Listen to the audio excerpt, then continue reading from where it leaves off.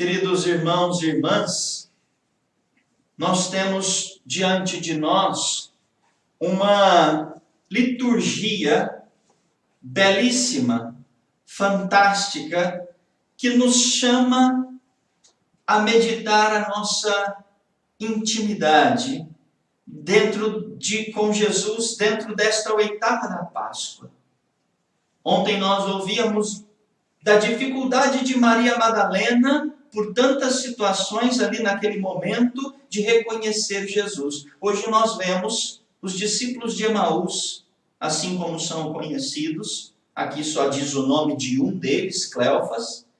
Por isso que na Sagrada Escritura, já é bom que saibamos, quando nós não reconhecemos, ou quando a Sagrada Escritura não diz o nome do personagem que aqui está em questão, é porque nós podemos nos encaixar neste personagem. Então nós vamos ver estes dois discípulos que caminham e não reconhecem Jesus. Mas por que eles não reconhecem Jesus? É isso que nós precisamos agora identificar. Por que nós, muitas vezes, temos dificuldades de reconhecer na nossa história a presença de Deus? Exatamente porque muitas vezes nós vivemos como estes homens. Nós vivemos sem esperança. Podemos ver aqui estes discípulos que caminhavam, voltavam para a sua cidade, este povoado chamado Emaús, que ficava a 11 quilômetros distante de Jerusalém. E eles conversavam, discutiam, mas estavam sem esperança. A morte de Jesus fez com que a vida desses homens perdesse o sentido. E quantas vezes nossa vida também não tem sentido porque nós muitas vezes perdemos Jesus de vista. Deixamos Jesus morrer dentro de nós por causa do pecado, por causa do nosso egoísmo, por causa da nossa cegueira. Aqui o texto vai dizer que aqueles homens estavam como que cegos e não reconheceram Jesus. Quantas vezes eu e você, meu irmão, não reconhecemos Jesus? Estamos como que cegos, andando, conversando, caminhando, vivendo a nossa vida, como diz aqui, com o rosto triste. São expressões, são detalhes do Evangelho que coincidem com a nossa história. Quantos de nós não estamos tristes agora porque estamos limitados, não podemos, ou por aí, né? Melhor dizer, não poderíamos sair de casa, porque assim nos é pedido. Devemos nos resguardar. Quantos nós estamos aí tristes, caminhando, porque não temos a oportunidade de tocar Jesus, de comungar o Senhor? Quantos de nós? E aqui é que nós precisamos entender, não fazemos isso só porque temos uma proibição em vigor? Ou será que não tocamos Jesus porque nós estamos como cegos? A grande cegueira destes discípulos é explicada quando Jesus pergunta para eles, mas o que aconteceu? E eles falam, mas só você que não sabe o que aconteceu? E explicam para Jesus que havia então, falando com ele, um tal Jesus de Nazaré, um profeta poderoso, mas que foi morto, foi condenado. E eles dizem no versículo 21, nós esperávamos que ele fosse libertar Israel, mas ele morreu. A grande questão é, onde eu e você estamos colocando a nossa esperança? Como estes homens, onde nós temos colocado a nossa esperança? Temos colocado a nossa esperança em alguma cura? Em algum libertador? Em alguma pessoa que vai aparecer aí neste mundo com uma varinha mágica e dizer, pronto, acabou o vírus, não tem mais o vírus, acabou essa pandemia? Não, irmãos, não é assim. Precisamos colocar a nossa esperança em Deus. E não nas coisas, não nas pessoas, não no poder. Precisamos colocar a nossa esperança no coração de Deus. E é essa a nossa grande dificuldade. Por quê? Porque nós temos muitas vezes ao entorno de nós outras situações que nos chamam a atenção e as coisas de Deus ficam em segundo plano. Nós podemos olhar aqui e o grande tema deste evangelho, ou melhor, o grande tema que eu quero refletir com vocês é a paciência de Jesus. Esses homens tinham a sua esperança naquilo que passava, num Jesus libertador. Aqueles homens tinham a esperança em algo passageiro. Agora Jesus vem colocar na vida deles esta virtude, a paciência. Jesus é paciente. Esses são discípulos de Jesus, escutaram Jesus, viram Jesus, conviveram com Jesus, viram os milagres, estavam por dentro de tudo e mesmo assim não acreditaram na ressurreição. E então Jesus vem trazer esta paciência. Imagina só, o texto aqui diz que Jesus explicou toda a Sagrada Escritura. Jesus explicou todo o Antigo Testamento, principalmente para mostrar que ele, Jesus Cristo, estava presente de um modo oculto no Antigo Testamento. E quando Jesus explica tudo com paciência, porque aqueles homens deveriam saber, Jesus pergunta para eles: será que Cristo não deveria sofrer tudo isso para entrar na sua glória?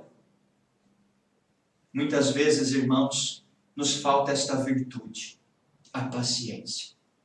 Temos paciência para muitas coisas, mas muitas vezes não temos paciência para o bem. Não temos paciência para com as coisas de Deus. Não temos paciência para amar o próximo. Temos paciência, sim, para deixar aumentar em nós a ira, a raiva, o ódio, a falta de perdão. Para isso nós esperamos pacientemente, até buscamos algumas situações. Mas para amar, nós não temos paciência. Para saber esperar, nós não temos paciência. Para estar diante de Deus na hora certa, no tempo certo, nós não temos paciência. Para obedecer o que Jesus nos pede, nos falta paciência. Por isso, irmãos, nós precisamos deixar que brote em nós a paciência de Jesus. A paciência verdadeira, que é uma virtude ordenada para fazer o bem. E como que isso vai acontecer? Como que essa paciência pode brotar no meu e no seu coração? Quando nós nos colocamos diante de Deus e desejamos sofrer pelo bem que podemos receber. Não como uma troca, mas como consequência. E aqui Jesus nos ensina, ou melhor, nos dá um termômetro para sabermos, de fato, quando nós estamos vivendo ou exercendo a paciência de Jesus nas nossas vidas. Os discípulos, quando estavam já indo embora, Jesus fez que ia para outro lugar, eles chamaram: fica conosco, Senhor. E Jesus entrou na casa daqueles homens, pacientemente. Esperou o momento certo. Não quis atropelar as coisas. Ele podia já, desde o começo da conversa, ter dito: olha para mim, eu sou Jesus, olha aqui o meu lado, como ele fez com Tomé, toca a minha mão. Não, ele foi caminhando pacientemente, explicou toda a Sagrada Escritura, conversou com aqueles homens, foi animando a fé daqueles homens, até que quando eles chegam, Jesus já ia embora, eles chamam Jesus e pacientemente Jesus entra na casa deles e parte o pão. Os santos padres da igreja vão dizer que esta é a primeira Eucaristia que Jesus preside depois de ressuscitado. Ele parte o pão. E ao partir o pão, os discípulos reconhecem: E olha que beleza, quando eles reconhecem, olha o que um disse ao outro. Não estava ardendo o nosso coração quando ele nos falava pelo caminho e nos explicava as Escrituras? Irmãos, se queremos viver a paciência de Jesus diante das coisas de Deus, o nosso coração precisa arder. Acontece que nós temos medo de deixar o nosso coração arder. E nós nos precavemos. Assim como, por exemplo, quando nós nos ferimos e de repente fazemos um machucado e aquele machucado vai começar a arder, logo nós buscamos um remédio, alguma coisa que podemos passar para que o ardor, para que a dor não se manifeste ali naquele momento. Nós fazemos isso também com a nossa vida espiritual. Nós nos anestesiamos muitas vezes e nos conformamos com aquilo que temos.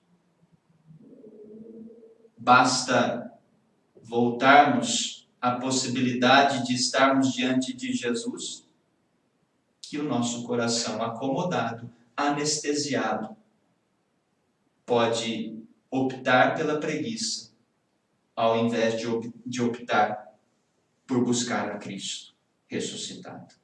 Irmãos, precisamos repensar e fugir de todo anestésico que anestesia a nossa fé, que anestesia a nossa alma, para que possamos de fato viver deste modo, para que possamos pedir a Jesus, como os discípulos: fica conosco, Senhor, fica conosco, não só porque já é tarde, mas porque eu preciso de Ti. Esse deve ser o meu desejo. Esse deve ser o seu desejo. Neste tempo de quarentena, neste tempo em que nós talvez estejamos impedidos de comungar fisicamente, sacramentalmente o Senhor, você pode hoje, na sua comunhão espiritual, pedir isso. Fica comigo, Senhor, porque já é tarde. O meu coração já está cansado. A minha alma já está ficando anestesiada e eu já não tenho mais sentido o ardor na minha alma de quem quer te servir e te amar com todas as suas forças. Façamos um instante de silêncio para que possamos pedir a Deus a graça de uma belíssima experiência, onde nós podemos tocá-lo com a nossa alma e senti-lo arder no nosso coração.